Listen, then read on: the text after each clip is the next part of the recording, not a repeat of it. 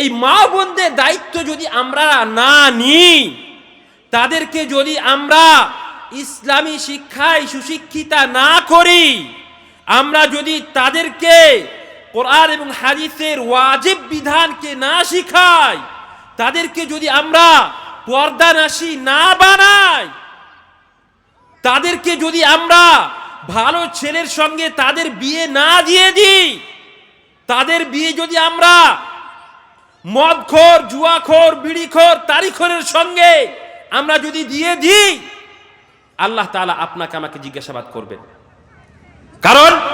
কারণটা হচ্ছে আপনাকে আল্লাহ তাআলা দায়িত্ব দিয়েছেন, আপনাকে দায়িত্বশীল বানিয়েছেন। আপনি মা বোনদেরকে এই সমস্ত নিয়ামত থেকে বঞ্চিত করেছেন, আপনি দায়িত্বশীল, আপনি দায়ী। আমাদের সমাজে যে ফিতনাগুলো হচ্ছে, বিশেষ করে মা বোনদের ফিতনা, এই ফিতনার দায়ী বিশেষ করে পুরুষেরা। আমরা নিজের দায়িত্ব পালন করিনি, আমরা আমাদের মা বোনদেরকে পর্দার কথা বলিনি, যার জন্য আমাদের সমাজের এই দশা।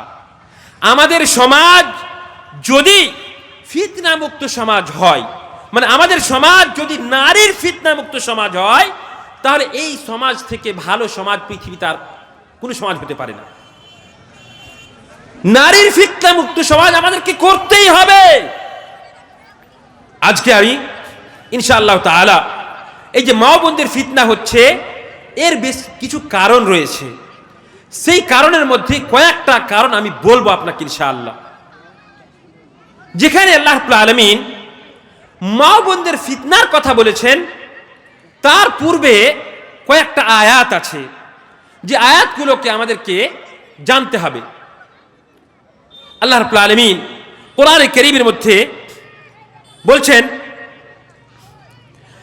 আল খাবিসাতু লিল খাবিসিন ওয়াল খাবিসুনা লিল খাবিসাত ওয়াত তাইয়িবাতু লিত তাইয়িবিন ওয়াত তাইয়িবুনা লিত তাইয়িবাত উলাইকা মুবাররাউনা মিম্মা ইয়াকুলুন লাহুম মাগফিরাতুন ওয়া রিজকুন কারীম। আসসালামু আলাইকুম ওয়া রাহমাতুল্লাহি ওয়া বারাকাতুহু। বিসমিল্লাহির রহমানির রহিম।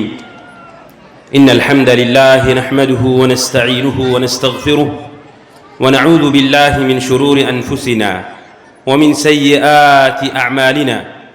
মান ইয়াহদিহিল্লাহু ফালা মুদিল্লা লাহু ওয়া মান ইউদ্লিল ফালা হাদিয়া লাহু ওয়া আশহাদু আন লা ইলাহা ইল্লাল্লাহ ওয়া আশহাদু আন্না মুহাম্মাদান আবদুহু ওয়া রাসূলুহু। يا أيها الذين آمنوا اتقوا الله حق تقاته ولا تموتن إلا وأنتم مسلمون. يا أيها الناس اتقوا ربكم الذي خلقكم من نفس واحدة وخلق منها زوجها وبث منهما رجالا كثيرا ونساء واتقوا الله الذي تساءلون به والأرحام إن الله كان عليكم رقيبا. يا أيها الذين آمنوا اتقوا الله وقولوا قولا سديدا يصلح لكم أعمالكم ويغفر لكم ذنوبكم ومن يطع الله ورسوله فقد فاز فوزا عظيما. أما بعد، فإن خير الحديث كتاب الله وخير الهدي هدي محمد صلى الله عليه وسلم وشر الأمور محدثاتها وكل محدثة بدعة وكل بدعة ضلالة وكل ضلالة في النار. أما بعد، فقد أرشد الباري في محكم تنزيله: أعوذ بالله من الشيطان الرجيم، بسم الله الرحمن الرحيم. يا نساء النبي لستن كأحد من النساء إن اتقيتن فلا تخضعن بالقول فيطمع الذي في قلبه مرض وقلن قولا معروفا وقرن في بيوتكن ولا تبرجن تبرج الجاهلية الأولى وأقمنا الصلاة وآتينا الزكاة وأطعنا الله ورسوله إنما يريد الله ليذهب عنكم الرجس أهل البيت ويطهركم تطهيرا رب اشرح لي صدري ويسر لي أمري واحلل عقدة من لساني يفقهوا قولي رب زدني علما اللهم علمنا ما ينفعنا وزدنا علما সম্মানীয় উলামায়ে কেরাম, আমার সামনে বসে থাকা অত্র এলাকার দিন দরদি ভাই ও বাবা জীবন ও পর্দার আড়ালে মা ও বোনেরা, আমি সর্বপ্রথমে নিজেকে, তারপরে আপনাদের সকলকেই আল্লাহ রাব্বুল আলামিনের ভয় নিজের ভিতরে সৃষ্টি করার ওসিয়ত করব। আপনারা আল্লাহকে স্মরণ করে ভয় করুন এবং আমরা যদি আল্লাহ রাব্বুল আলামিনের প্রতি এইভাবে ঈমান রাখি যে আল্লাহ রাব্বুল আলামিন আমাদের সমস্ত কর্মকাণ্ডকে দেখছেন, সমস্ত কথাবার্তাকে শুনছেন, যদিও বা আল্লাহ রাব্বুল আলামিন পৃথিবীতে আমাদের সাথে নেই, আসমানের উপরে আরশের উপরে মুস্তাবি রয়েছেন, কিন্তু তার জ্ঞানের সাথে আল্লাহ রাব্বুল আলামিন আমাদের সাথে আছেন। আল্লাহ রাব্বুল আলামিন আমাদের কথা শুনছেন, আমাদেরকে দেখছেন এবং আল্লাহ রাব্বুল আলামিন আমাদের সকলেরই জন্য ফেরেশতা নিয়োজিত করে রেখেছেন। ফেরেশতা নিয়োজিত করে রেখেছেন যারা আমাদের সমস্ত ভালো মন্দ, সমস্ত কাজকে, সমস্ত কথাকে, সমস্ত কর্মকাণ্ডকে লিপিবদ্ধ করছেন, লিখছেন। এবং এই যে রেজিস্টার আমরা তৈরি করছি, এই রেজিস্টার অনুপাতে কিয়ামতের দিন আমাদের হিসাব কিতাব হবে। তো আমরা যদি এই কথা সদা সর্বদা মনে রাখি যে আল্লাহ রাব্বুল আলামিন আমাদেরকে দেখছেন, আমাদের কথা শুনছেন, তাহলে এবং তার সাথে সাথে আমাদের কথা, আমাদের কর্ম এবং কাণ্ড হিসাবে আমাদের কিয়ামতের দিন হিসাব কিতাব হবে, এই কথা যদি মনে থাকে তাহলে আমরা অবশ্যই আল্লাহ রাব্বুল আলামিনের ভয় করে হারাম থেকে বাঁচতে পারবো। আমরা অবশ্যই আল্লাহ তাআলা যেগুলো থেকে আমাদেরকে মানা করেছেন সেগুলো থেকে আমরা অবশ্যই বাঁচতে পারবো। কিন্তু যদি আল্লাহর ভয় আমাদের ভিতরে না থাকে তাহলে আমরা আল্লাহ রাব্বুল আলামিনের হারাম করা বস্তুকে বর্জন করতে পারবো না। এবং আল্লাহ রাব্বুল আলামিন একাধিক আয়াতের মধ্যে বলেছেন যে জান্নাতকে শুধুমাত্র মুত্তাকিনদের জন্য তৈরি করা হয়েছে। মুত্তাকিন, ইন্নাল মুত্তাকিনা ফি জান্নাতিন ওয়া উয়ুন, মুত্তাকিরাই শুধুমাত্র জান্নাতের ভিতরে থাকবে। আল্লাহ বলছেন ওয়াসারিউ ইলা মাগফিরাতিন মির রাব্বিকুম ওয়া জান্নাতিন আরদুহাস সামাওয়াতু ওয়াল আরদ উইদ্দাত লিল মুত্তাকিন, তোমরা তাড়াতাড়ি করে ধাপিত হও সেই মাগফিরাত, সেই ক্ষমা, সেই জান্নাতের দিকে যার দূরত্ব জমিন এবং আসমানের মতো। এবং এই জান্নাতকে আল্লাহ রাব্বুল আলামিন মুত্তাকিনদের জন্য তৈরি করে রেখেছেন, যার ভিতরে আল্লাহর ভয় আছে। যে ব্যক্তি আল্লাহ ভীরু, আল্লাহ রাব্বুল আলামিনের যাবতীয় হারাম করা বস্তুকে বর্জন করে, ত্যাগ করে, তার জন্য এই জান্নাতকে আল্লাহ তাআলা তৈরি করেছেন। সুতরাং আমাদেরকে অবশ্যই অবশ্যই আল্লাহর ভয় নিজের ভিতরে সৃষ্টি করতেই হবে।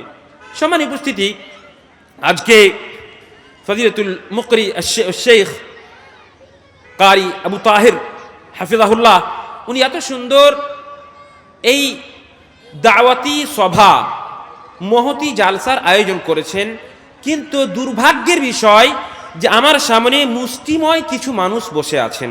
হয়তো মা বোনেরা যাদেরকে আমি দেখতে পাচ্ছি না তাদের সংখ্যা অবশ্যই বেশি হবে, যে কোনো জালসায় বেশি থাকে আলহামদুলিল্লাহ,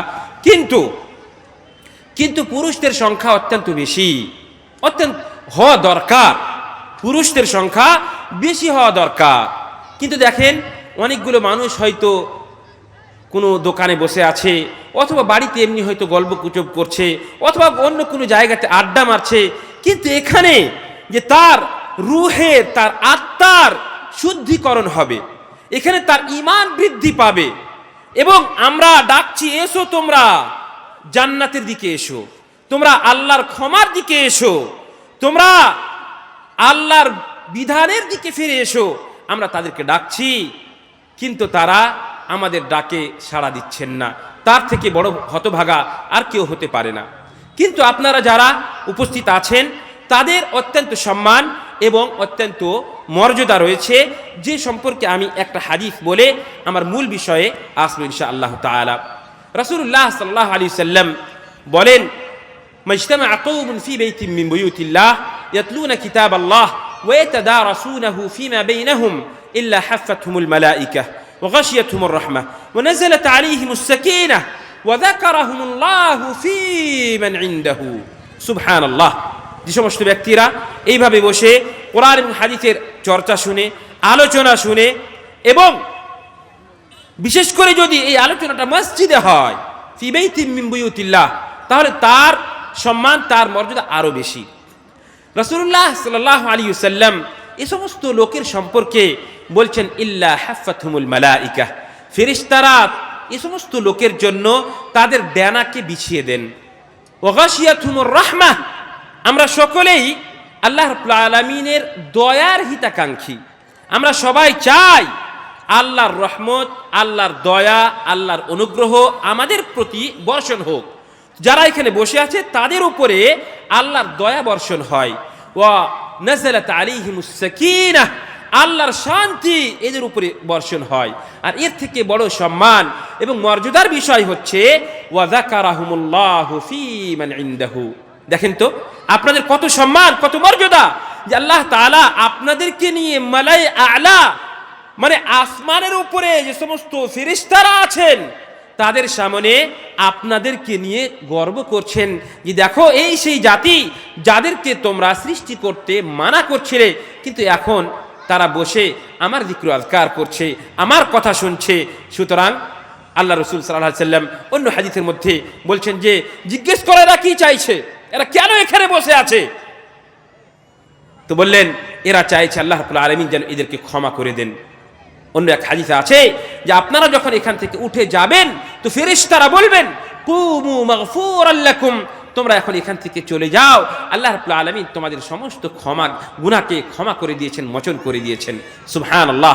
কত সম্মান, কত মর্যাদা এই মহতি সভার, এই সমস্ত দাওয়াতি সভার, যা আপনি কল্পনাও করতে পারবেন না। সম্মানিত উপস্থিতি, আল্লাহ রাব্বুল আলামিন কোরআনে কারীমের মধ্যে বলছেন, ইন্নামাল মুমিনুনা আল্লাযীনা ইযা যুকিরাল্লাহ ওয়াজিলাত কুলুবুহুম।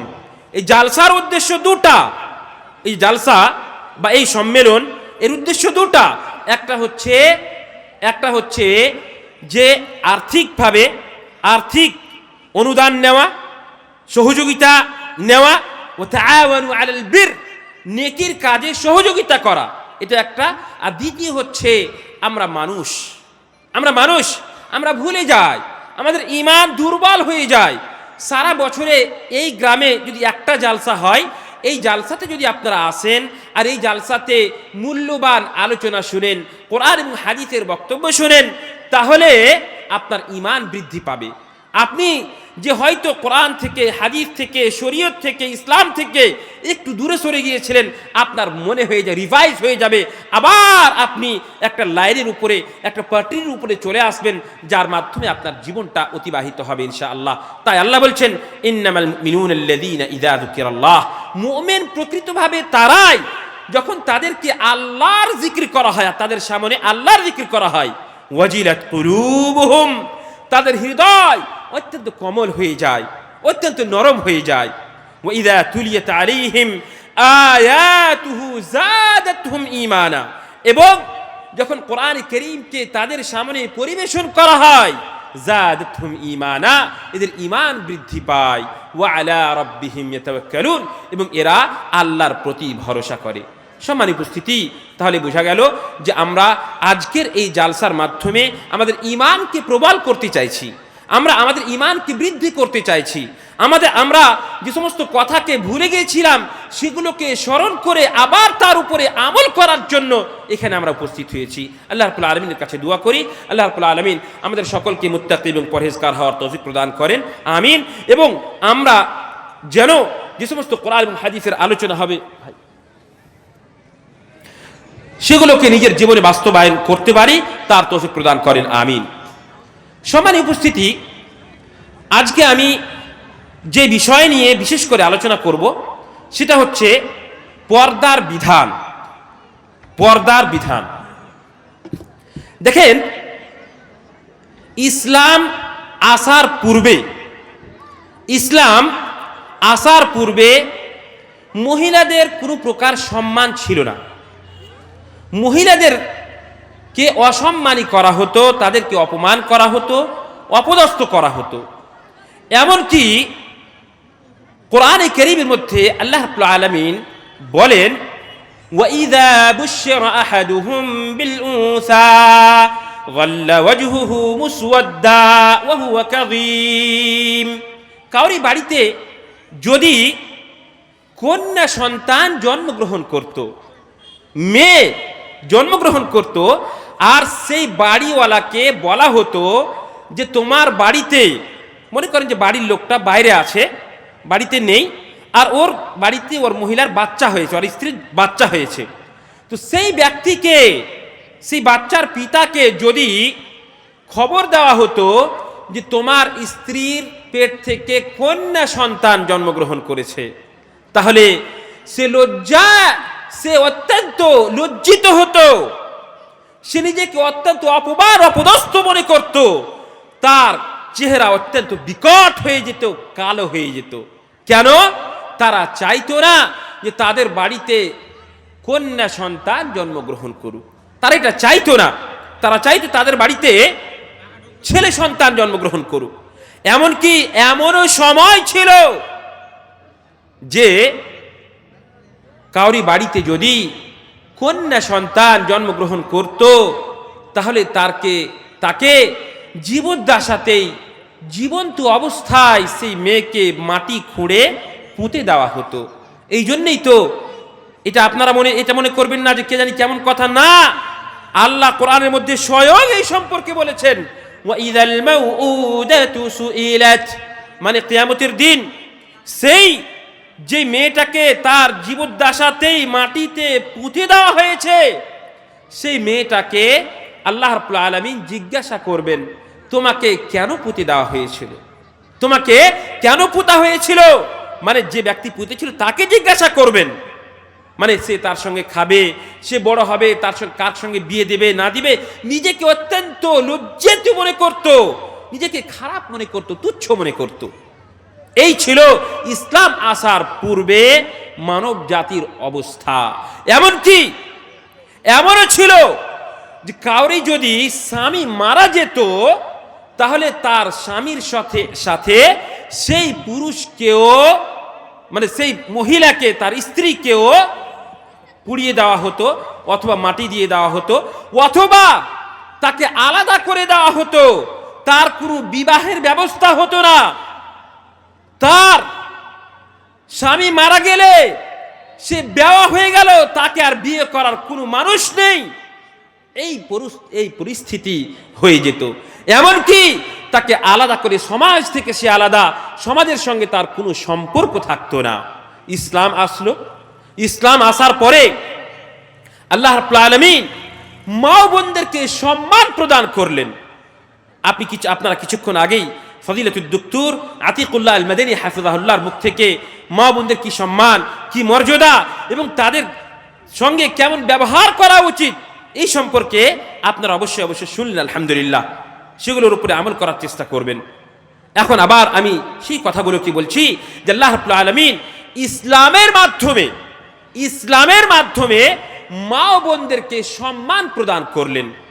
যদি সে মা বোন, মেয়ে যদি বিয়ে না হয়ে থাকে, তাহলে তার তাড়াতাড়ি বিয়ের ব্যবস্থা।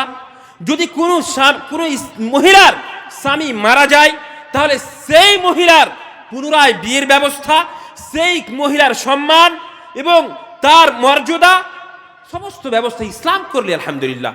সুতরাং ইসলাম মা বোনদেরকে যে মর্যাদা দিয়েছে, যে সম্মান দিয়েছে, কোনো ধর্মে এই মর্যাদা দেওয়া হয়নি। সম্মানিত উপস্থিতি, এই সম্মান, এই মর্যাদা যে দিয়েছেন, তার মধ্যে অন্যতম এবং তার মধ্যে উল্লেখযোগ্য মর্যাদা হচ্ছে একটা মেয়ের জন্য তার ইজ্জত এবং তার সম্মানের রক্ষা করা, তার ইজ্জত এবং তার সম্মানের রক্ষা করা। দেখেন, আল্লাহ রাব্বুল আলামিন যখনই কোনো জাতিকে অথবা কোনো কওমকে লাঞ্ছিত করতে চান, অপমান অপদস্থ করতে চান, সর্বপ্রথমে তার কি হয়? সর্বপ্রথমে তাকে আল্লাহ তাআলা উলঙ্গ করে ছাড়েন। সর্বপ্রথম যেটা আল্লাহর পক্ষ থেকে তার শাস্তি হবে, তার সাজা হবে, সেটা হচ্ছে আল্লাহ তাআলা তার লিবাসকে ছিনিয়ে নেবেন। আপনারা সকলেই আদম এবং হাওয়া আলাইহিস সালাম সম্পর্কে অবগত। আদমকে আল্লাহ তাআলা সৃষ্টি করলেন, দেখতে পেলেন যে তার স্ত্রীর প্রয়োজন। তার বাম হাড় থেকে, আদম আলাইহিস সালামের বাম হাড় থেকে আল্লাহ তাআলা হাওয়া আলাইহিস সালামকে সৃষ্টি করলেন। জান্নাতে তারা খুব আনন্দের সহিত থাকতে লাগলেন। আল্লাহ বললেন, ওয়ালা তাকরাবা হাযিহিশ শাজারা ফাতাকুনা মিনাত তালিমিন। আদম হাওয়া, জান্নাত বিশাল বড়, যতদূর পর্যন্ত তোমার দৃষ্টি যাচ্ছে তার থেকেও বড়, সব তোমার জন্য, কিন্তু খবরদার ওই গাছটার কাছে তুমি যাবে না। কিন্তু ফাওয়াসওয়াসা লাহুমা শাইতান, শয়তান সব থেকে বড় শত্রু আপনার। শয়তান সব থেকে বড় শত্রু আপনার। শয়তান আসলো আদম এবং হাওয়া আলাইহিস সালামের কাছে, আর এসে তার উদ্দেশ্য কি ছিল? ভালো করে শুনেন, তার উদ্দেশ্যই ছিল যে আদম এবং হাওয়া আলাইহিস সালামকে কিভাবে উলঙ্গ করবে। লিয়ুবদিয়া লাহুমা মা উরিয়া আনহুমা, তারা যে নিজের শরীরকে, অঙ্গ প্রত্যঙ্গকে লুকিয়ে রেখেছিলেন, সেটাকে কিভাবে প্রকাশ করবে, তা থেকে কিভাবে তাদেরকে বের করবে, এটাই ছিল শয়তানের উদ্দেশ্য। ওয়াকালা মা নাহাকুমা রাব্বুকুমা আন হাযিহিশ শাজারা ইল্লা আন তাকুনা মালাকাইন আও তাকুনা মিনাল খালিদিন। আর এসে কি বলল? জানো আল্লাহ কেন তোমাদেরকে এই গাছটা থেকে মানা করেছেন? শোনো, এই জন্যে যে তোমরা যদি এই গাছটার ফল খেয়ে নাও তাহলে তোমরাও ফেরেশতা হয়ে যাবে। ফেরেশতা মানে কি? জান্নাত থেকে কোনোদিন বের হবে না, কোনোদিন মৃত্যু হবে না, আসবে শেষে আল্লাহর ইচ্ছায় মৃত্যু হবে। তো এই শয়তান এসে বলল যে দেখো তোমরাও ফেরেশতার মতো হয়ে যাবে, মানুষ তোমরা হয়ে থাকবে না, ফেরেশতা হয়ে যাবে, অথবা সদা সর্বদা তোমরা জান্নাতের ভিতরেই থাকবে। জান্নাত থেকে আল্লাহ তাআলা তোমাদেরকে কোনোদিনই বের করবেন না, বের যেন না হয়ে যাও, এই জন্য আল্লাহ তাআলা তোমাদেরকে এই গাছ থেকে, এই গাছের ফল খেতে মানা করেছেন। এবার দেখেন, আদম এবং হাওয়া আলাইহিস সালামের ঈমান কিন্তু আমাদের মতো দুর্বল ছিল না যে শয়তানের চক্রান্তে পড়ে যাবে আর ও শয়তানের চক্রান্ত পড়ে ও গাছের ফল খেয়ে নিবে। অত সহজ ছিল না। কি বলেছিল? ওয়াকাসামাহুমা ইন্নী লাকুমা লামিনান নাসিহিন। আল্লাহর কসম খেয়ে বলছিল, আপনি যদি কোনো কথা বলি, আমি যদি আপনাকে কোনো কথা বলি আর আপনাকে বলি আল্লাহর কসম খেয়ে বলছি, এটা সত্য কথা, তো যেহেতু আল্লাহর কসম খেয়েছি আমি, আমার কথার যদি দাম নাও থাকে আপনার কাছে, বিশ্বাস যদি নাও হয়, কিন্তু যেহেতু আল্লাহর কসম খাচ্ছি, ওই জন্যে আপনি সেটাকে মানবেন, আপনি মেনে নেবেন, সত্য মনে করবেন আপনি অবশ্যই, যদিও বা সেটা আমার এই কসমটা যদি মিথ্যাও হয়, কিন্তু যেহেতু আল্লাহর কসম খেয়ে আমি বলছি, তার জন্য আপনি এটাকে সত্য মনে করবেন। তো আদম এবং হাওয়া আলাইহিস সালাম মনে করলেন যে এ তো আল্লাহর কসম খাচ্ছে, আর আল্লাহর জাতের কেউ মিথ্যা কসম খাবে, এটা কি করে হতে পারে? আল্লাহর জাতের কেউ মিথ্যা কসম খাবে, এটা হবে না। সুতরাং মনে হয় যে এই সত্য কথাই বলছে। ফাদাল্লাহুমা বিগুরুর, দেখেন ধোকায় পড়েই গেল, ধোকায়, এর চক্রান্তে আদম এবং হাওয়া আলাইহিস সালাম পড়ে গেলেন। ফালাম্মা যাকাশ শাজারাতা বাদাত লাহুমা সাওআতুহুমা ওয়া তাফিকা ইয়াখসিফানি আলাইহিমা মিন ওয়ারাকিল জান্নাহ। সুবহানাল্লাহ। যখনই আল্লাহ রাব্বুল আলামিনের নাফরমানি করলেন আদম এবং হাওয়া আলাইহিস সালাম, সর্বপ্রথম শাস্তি কি হলো? তারা যে পোশাক পরেছিলেন সেই পোশাকটা তাদের শরীর থেকে দূরে সরে গেল। সেই পোশাক থেকে তারা বঞ্চিত হয়ে গেলেন, মানে তারা উলঙ্গ হয়ে গেলেন। এবং মানুষের সম্মান, মানুষের মর্যাদা এই পোশাকের মাধ্যমেই। কোনো মানুষ চাইবে না যে তার অঙ্গ প্রত্যঙ্গকে কোনো মানুষ দেখে নিক, এমনকি জীবজন্তুর সামনেও মানুষ যেতে লজ্জাবোধ করবে। তো আদম এবং হাওয়া আলাইহিস সালাম যখনই উলঙ্গ হয়ে গেলেন, ওয়া তাফিকা ইয়াখসিফানি আলাইহিমা মিন ওয়ারাকিল জান্নাহ, জান্নাতের গাছের পাতাগুলো বিশাল বড় বড়, তো সেই গাছের পাতা দিয়ে তারা নিজের অঙ্গ প্রত্যঙ্গকে ঢাকতে আরম্ভ করলেন। আল্লাহ তাআলা বললেন, কি ব্যাপার, আল্লাহর রহমত থেকে কোথায় পালিয়ে যাচ্ছ তোমরা?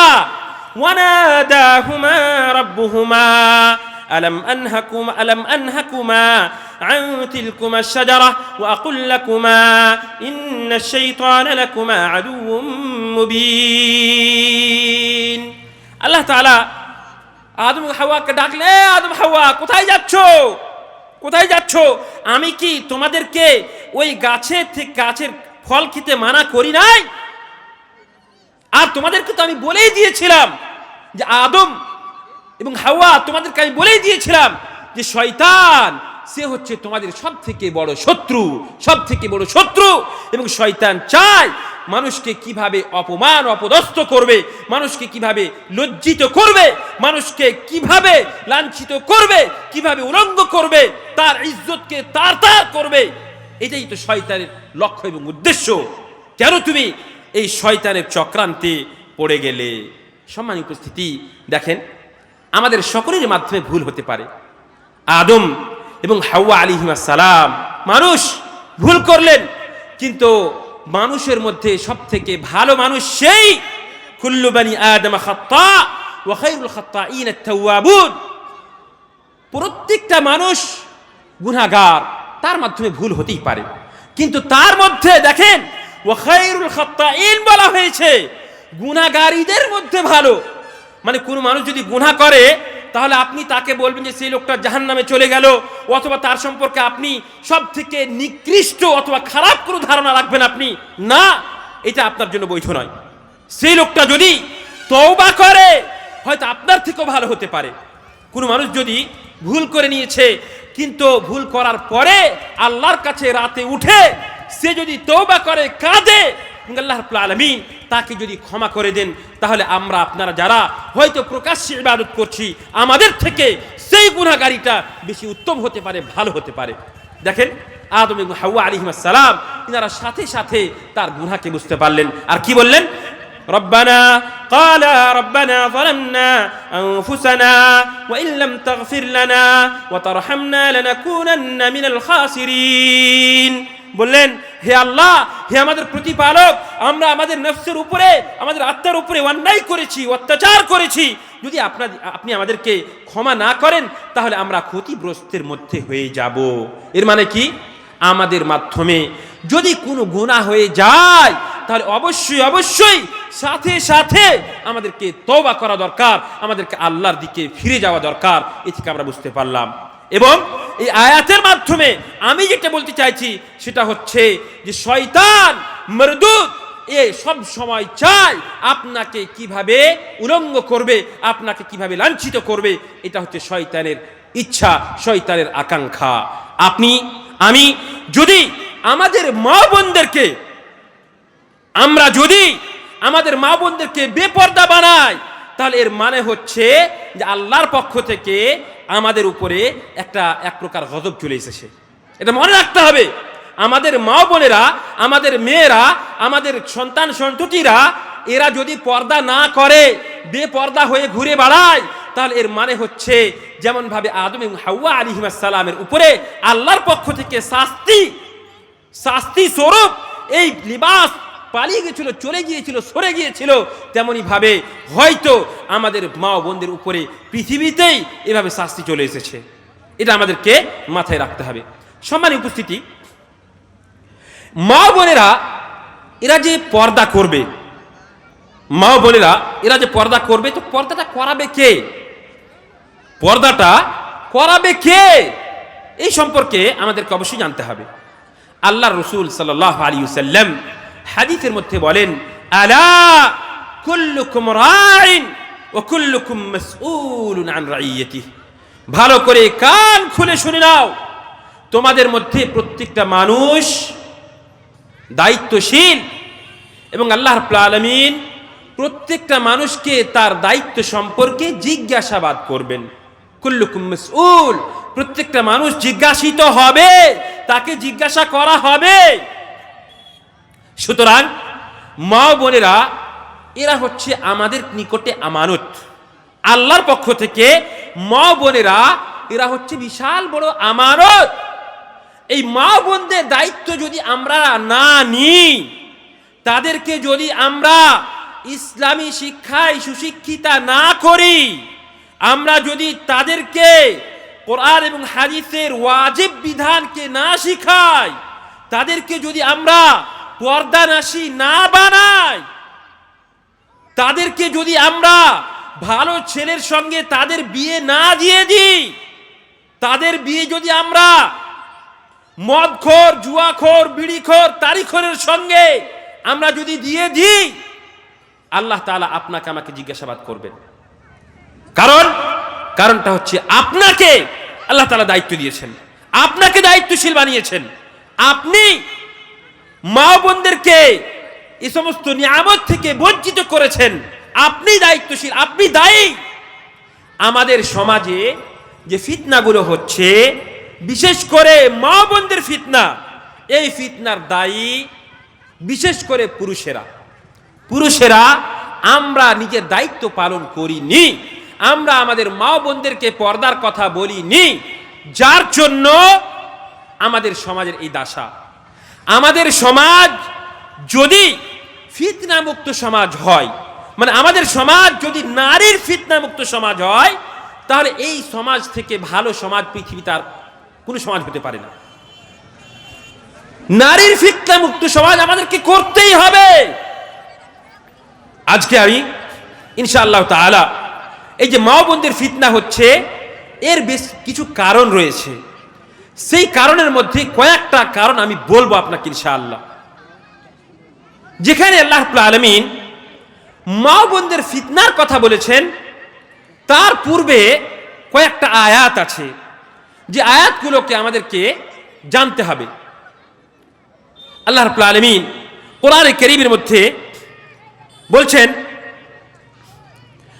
আল খাবিসাতু লিল খাবিসিন ওয়াল খাবিসুনা লিল খাবিসাত ওয়াত তাইয়িবাতু লিত তাইয়িবিন ওয়াত তাইয়িবুনা লিত তাইয়িবাত উলাইকা মুবাররাউনা মিম্মা ইয়াকুলুন লাহুম মাগফিরাতুন ওয়া রিজকুন কারীম।